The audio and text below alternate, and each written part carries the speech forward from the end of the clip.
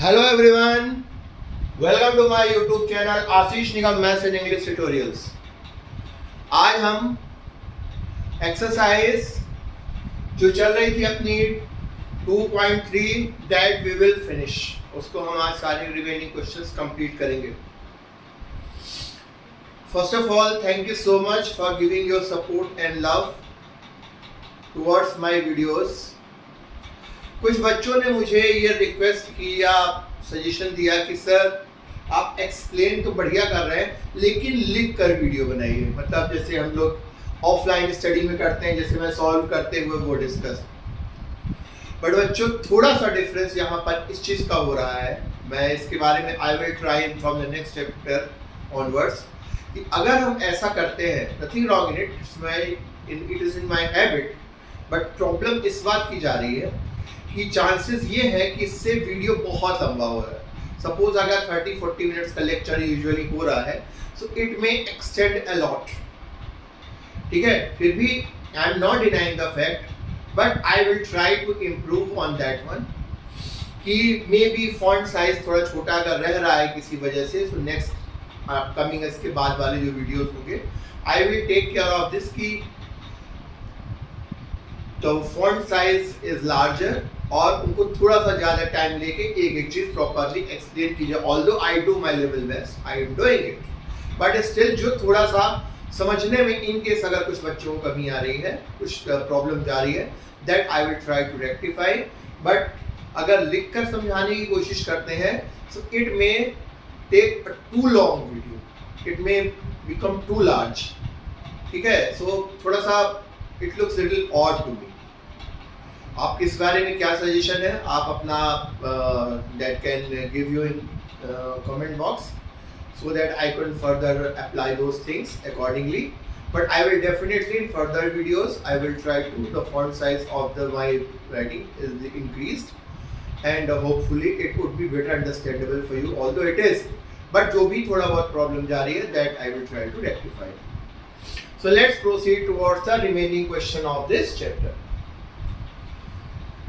Question number 2 का second question, although मैंने बोला था कि आप लोग अपने से कर लेना, लेकिन फिर भी आई थॉट कि I should finish it, maybe कुछ लोग ना कर पाए हो, so it was my prime duty to finish all these things systematically, question by question. ठीक है, this is another equation related to Q. Given equation is this, ये हमें दिया गया है। ठीक है बच्चों, this is given.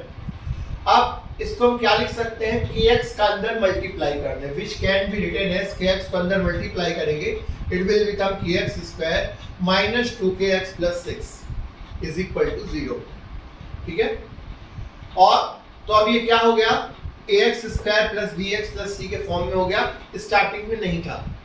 So on comparing with ax square plus bx plus c is equal to 0। देखिए अब इसे हम कंपेयर कर रहे हैं, on comparing with ax square plus bx plus c is equal to 0, we get a is equal to k, b is equal to minus 2k and c is equal to 6। समझ में आ गया सभी को? ठीक है, अब इसके बाद क्वेश्चन में क्या था कि इसमें हमें हर हाल में b स्क्वायर माइनस 4ac निकालना है। सो d is equal to b square minus 4ac, therefore minus 2k का स्क्वायर माइनस 4 इंटू के इंटू 6, क्योंकि a की जगह k है। सो ये हो गया माइनस 2k का square 4k square, 4 6 24 minus 24k। दोनों साइड से k 4k कॉमन आ जाएगा, तो यहां पे बचेगा k minus 6। For equal roots, जैसा कि पिछला क्वेश्चन के वाला था, इक्वल रूट सेम क्वेश्चन का दूसरा पार्ट है। इक्वल रूट्स के लिए क्या होना चाहिए, d should be equal to 0. d is equal to 0 means 4k into k minus 6 is equal to 0. So 4k is equal to 0 or k minus 6 is equal to 0. So k is equal to 0 or k is equal to 6. But k is equal to 0 does not satisfy the given equation. Put करके देखो, अगर हम यहाँ पर k is equal to 0 put कर दे मान लो, so हमें ये भी 0 हो जाएगा, ये भी 0 हो जाएगा, क्या आएगा 6 इज इक्वल टू 0 होता है क्या, नहीं। So k is equal to 0 will not satisfy this equation. Therefore ये इसका solution नहीं होगा. Hence required value for k is 6. इसलिए यहाँ पर k की जो required value होगी वो 6 होगी.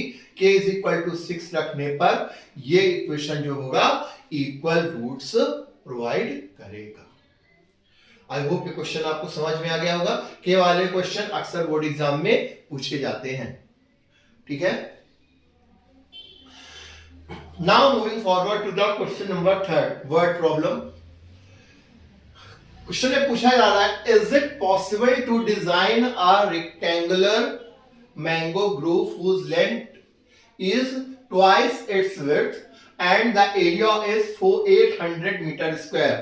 If so, then find its length and width. Mango का एक रेक्टेंगुलर ग्रुप, एक गार्डन समझ लो है, यहाँ पर मैंगोज लगे हुए हैं जिसे आमवाड़ा भी कहते हैं हम. उसकी लेंथ जो है, length is twice of its width. उसकी लेंथ जो है उसकी विड्थ की डबल है और एरिया दिया हुआ है 800 मीटर स्क्वायर. सो हमें यह बताना है कि उसकी लेंथ और विड्थ क्या होगी. According to question, let the width of the rectangular mango group be x. Then, according to question क्या हो जाएगा? Length of rectangular mango group is equal to 2x. Width x है, तो question में बोला twice हो जाती है, तो length हो जाएगी 2x. अब according to the question क्या दिया हुआ? Area of rectangular mango group is equal to 800 meter square. Area of rectangular क्या होता है? Length into width of mango groove. So length into width is equal to 800. Length 2x, width x. So 2x into x हो गया 2x square is equal to 800. X square is equal to 800 upon 2 is equal to 400. X is equal to under root of 400. तो क्या आएगा? Plus minus 20. Plus minus 20 इसलिए लिखना है कि 20 का भी हम स्क्वायर करते हैं तो 400 आता है और माइनस 20 का भी स्क्वायर करते हैं तो क्या आता है? 400. Are you getting it? इसलिए लिखना दोनों पड़ेगा प्लस माइनस 20. बट यहां पर x is equal to x को हमने क्या एज्यूम किया है? Width of mango group.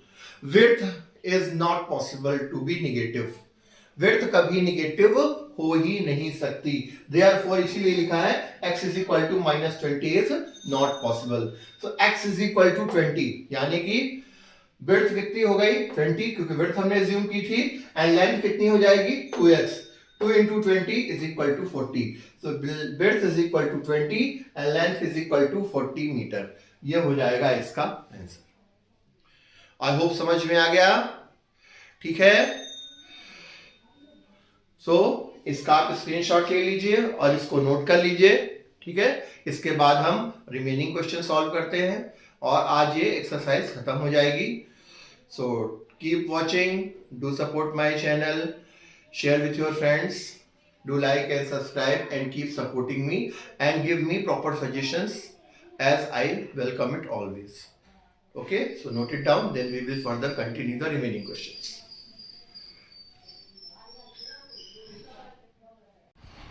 Let's proceed towards the question number 4, word problem, another word problem. Second last question of this exercise. ये कहता है is the following situation possible. पूछा जा रहा है कि सिचुएशन दी गई है हमें कि क्या ये सिचुएशन पॉसिबल है.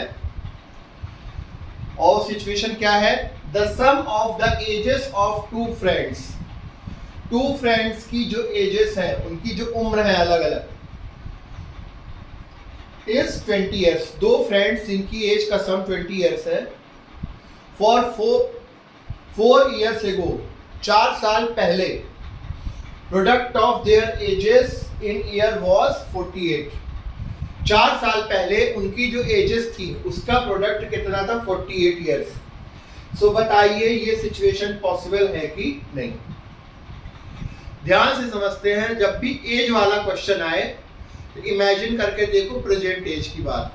आज हमारी एज जितनी भी है, यहाँ पर 4 साल की बात हो रही है, तो 4 साल पहले कितनी होगी? प्रेजेंट एज से 4 साल कम. अगर आज मेरी 40 है तो 4 साल पहले कितनी होगी? रही होगी 40 माइनस 4. 4 साल बाद कितनी होगी? 40 प्लस 4. समझ में आई बात? इसी प्रकार मेरे फ्रेंड की भी जो भी होगी उसकी भी 4 इयर्स माइनस और 4 इयर्स प्लस सिमिलर, ठीक है। इस सिचुएशन को हमें चेक करना है। सो कुल मिलाकर क्वाड्रेटिक इक्वेशन इस सिचुएशन में बनेगा, और क्वाड्रेटिक इक्वेशन आने के बाद जब भी सिचुएशन चेक करने की बारी आए तो हमें डिस्क्रिमिनेंट निकालना है। क्या निकालना है? डिस्क्रिमिनेंट। डिस्क्रिमिनेंट निकालिए, और डिस्क्रिमिनेंट निकालने के बाद उसका रूट चेक करिए कि उसका नेचर कैसा है। अगर d इज इक्वल टू 0 आ जाए या d इज ग्रेटर देन 0 आ जाए तब तो वो सिचुएशन पॉसिबल है। अगर d इज लेस देन 0 आ जाए, निगेटिव आ जाए, तो रियल रूट तो पॉसिबल। समझ में आई बात? वही चीज करेंगे। देखिए, let the present age of the one of two friends be x years. दोनों दोस्तों में एक दोस्त की प्रेजेंट एज x ईयर्स मान ली। तो एज ऑफ अदर फ्रेंड, दूसरे फ्रेंड की एज क्या होगी? 20 माइनस एक्स, क्योंकि दिया क्या है? The sum of the ages of two friends is 20। दो दोस्तों की उम्र 20 है। मान लो हम x बोले, एक को y, तो x plus y is equal to 20 years. So x is equal to क्या हो जाएगा? अगर हम एक को x मान लिया है, y इज इक्वल टू क्या हो जाएगा? 20 माइनस x। सिमिलरली एक की जब हमने x ईयर्स मान ली तो दूसरे फ्रेंड की एज कितनी हो जाएगी? 20 माइनस x ईयर्स। समझ में आई बात? अब बात आती है 4 साल पहले, 4 इयर्स एगो। अब 4 इयर्स एगो जिसकी प्रेजेंट एज हमने x मानी है, 4 साल पहले उसकी एज कितनी हो जाएगी बच्चों? x minus 4। आज अगर 20 होती तो 20 माइनस 4, ठीक है। तो x एंड x माइनस 4। इसी प्रकार दूसरे फ्रेंड की भी एज तो 4 साल कम होगी, तो उसकी एज कितनी है? 20 माइनस x। तो 20 माइनस x माइनस 4। समझ में आई बात? 20 minus x minus 4, 20 minus x minus 4। तो 20 में से 4 गए, कितना है यहाँ पे? 16 माइनस x, सो 16 माइनस x ईयर्स। तो यहाँ पे हमें क्या रिजल्ट मिला कि 4 साल पहले पहले फ्रेंड की एज 20 माइनस x है और दूसरे फ्रेंड की 16 माइनस x। तो कंडीशन क्या दी है? The product of their edges in year was 48। उनकी एजेस का जो प्रोडक्ट है, मल्टीप्लिकेशन है, वो 48 दिया है। So according to the question x minus 4 into 16 minus x is equal to 48। Multiply करके सॉल्व किया तो 16x minus x square minus 64 plus 4x is equal to 48। 48 को इधर लिया है, ठीक है। तो 16x प्लस 4x हो गया 20x minus x square minus 64 minus 48। सो यहाँ पर क्या आया? 20x minus x square minus 64 minus 48, दोनों सेम साइन के हैं तो दोनों क्या हो गए? ऐड हो गए, तो माइनस 112। हम हमेशा एक्स स्क्वायर वाली वैल्यू को निगेटिव में नहीं रखते, तो इस पूरी वैल्यू को जीरो किस तरफ ले आते हैं। तो साइन क्या किए समझ लो कि -1 से मल्टीप्लाई कर दिया। -1 से अगर मल्टीप्लाई कर दिया तो साइन सबके चेंज हो जाएंगे। तो ये हो गया x square minus 20x plus 112 is equal to 0, ठीक है। इसको हम कंपेयर करेंगे। On comparing ax square plus bx plus c is equal to 0, we get a is equal to 20, b is equal to minus 20 and c is equal to 112, ठीक है। अब discriminant निकालना है, क्योंकि हम पहले चेक कर discriminant d is equal to b square minus 4ac, तो minus 20 square minus 4 into 1 into 112 minus 20 का स्क्वायर प्लस 400 और 4 into 112 यानी 448। 400 माइनस 448 तो आएगा माइनस 48। d क्या आ गया? माइनस 48। मीन्स यहाँ पर क्या है? b square minus 4ac is less than 0, negative आ गया। इससे क्या पता चला? The real roots are not possible. तो रियल रूट पॉसिबल नहीं है, तब ये क्या होगा? रियल रूट नहीं होंगे, एज कभी भी अनरियल नहीं हो सकती, ठीक है। So this situation is not possible, this situation is not possible. ऐसा मैंने इतना पार्ट बस लिख कर क्यों दिखाया? ये इस बात का डेमो देने का इरादा था जब हम लिखकर समझाने की कोशिश करते हैं स्पेशली इन वीडियोस, तो दोनों चीजें साइमल्टेनियसली करने में थोड़ा सा आपको भी प्रॉब्लम जा सकती है और उतने अच्छे से क्लियर नहीं होता। ठीक है, समझ में आया? तो ये सिचुएशन पॉसिबल नहीं होगी। ठीक है, I hope this question is very well clear now. ठीक है, तो आप इसे नोट कर लीजिए या इसका स्क्रीनशॉट ले लीजिए।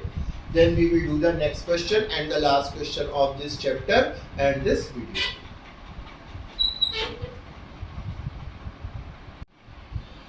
Students, now let's proceed towards the last question of this chapter and this exercise. The question is it possible to design a rectangular park of perimeter 80 meter? पूछ रहा है क्या ये पॉसिबल है कि 80 मीटर का रेक्टेंगुलर पार्क का perimeter है तो उसका डिजाइन किया जा सकता है, तब जबकि इसका एरिया बोलता है 400 metre square. If so then find length and width. अगर ऐसा हो सकता है तो उसकी लेंथ और विड्थ फाइंड करिए। सबसे पहली बात, पेरीमीटर क्या होता है? Perimeter of rectangle 2 into length plus width, 2 into L plus B। तो सबसे पहले कुछ भी एज्यूम कर लेते हैं, इसमें लेंथ विड्थ दोनों कर सकते हैं। मैंने विड्थ एज्यूम करके किया है। Let the width of the park be x metre. So the perimeter of rectangular park is given 80 metre. Perimeter of rectangle का फॉर्मूला क्या होता है? 2 into length plus width is equal to 80। तो ये upon में चला गया, length plus width is equal to 80 upon 2 is equal to 40। Width हमने एज्यूम कर लिया है तो विड्थ को उधर ले जाएंगे, तो length is equal to 40 minus width. Width हमने कितनी मानी है? x, तो विड्थ की जगह रख दिया x। तो x के टर्म में, x तो हमने एज्यूम किया था, विड्थ को लेंथ कितनी हो गई? 40 माइनस x। अब एरिया ऑफ रेक्टेंगुलर पार्क दिया है 400 metre square. Therefore length into width is equal to 400। So length आ गई 400 minus x into x is equal to 400। x का मल्टीप्लाई हो 40x माइनस एक्स स्क्वायर। इसको उठाकर उस तरफ ले गए तो साइन चेंज हो गया, तो plus square minus 40x plus 400 is equal to 0। ठीक है, अब इसको हम चाहें तो directly b square minus 4ac निकाल कर भी कर सकते हैं, लेकिन एक और तरीका है। कभी कभी क्वेश्चन देखकर आपको आइडेंटिटीज आइडेंटिफाई, हाँ यहाँ पर कोई अगर वो यूज करके भी करता है b स्क्वायर माइनस 4ac तब भी आ जाएगा, लेकिन यहाँ पर हम आइडेंटिटी यूज करके करते हैं। देखिए 40, इसको क्या लिख सकते हैं? 400 को 20 का स्क्वायर, 20 का स्क्वायर कितना होता है? 40। a square plus b square. अब इसको देखो माइनस 2ab के टर्म में कन्वर्ट कर दिया, माइनस 2 इंटू एक्स इंटू 20। 22 जा कितना होगा? 40 माइनस 40x। देखो ये चीज, अब में वो चीज b square minus 4ac use करने की जरूरत नहीं पड़ी। करोगे तो गलत नहीं होगा, लेकिन जरूरत नहीं पड़ी तो नहीं किया। ये क्या हो गया? x माइनस 20 का a square minus 2ab plus b square is equal to क्या होता है? a माइनस b का होल स्क्वायर। तो ये क्या हो गया? x माइनस 20 का होल स्क्वायर। एक ही चीज है, x minus 20 is equal to 0, x is equal to 20। ठीक है, मतलब सेम रूट आएगा इसमें, क्योंकि x minus 20 is equal to 0 दो बार लिखते तो भी वही आता, मतलब इक्वल रूट्स आते हैं उसमें अगर हम निकालते तो। ठीक है, तो अब विड्थ कितनी है पार्क की? x को क्या मारा था हमने? Width. x is equal to आया 20। सो लेंथ कितनी हो जाएगी पार्क की? 40 माइनस x, यानी कि 40 minus 20 is equal to 20। Length भी आ गई भाई, विड्थ भी आ गई, मतलब क्या है? हाँ, this situation is fully possible. Hence, it is possible to design the rectangular park having perimeter 80 meter and area 400 meter with equal length and width is 20 meter. इसमें length और width दोनों equal आएगा 20 meter. I hope सभी को समझ में आ गया होगा. So in this way we finish our chapter 4 quadratic equation. I hope you are learning from these videos, so keep learning and keep supporting my channel. And first I would like to thank all my viewers and all my students who is supporting my channel and making it grow regular viewers. I'm extremely thankful to you, thankful for your support and love and direction whatever you are giving me, and I'm overwhelmed with it. So keep supporting like this. I'm extremely thankful to all the viewers and my subscribers, my channel subscribers as well. So do watch all these things. Thank you so much. Keep supporting my channel and give your support by subscribing it, sharing it, liking it, and viewing it at the same time. Thank you so much once again. Have a nice day. Radhe Radhe. Take care.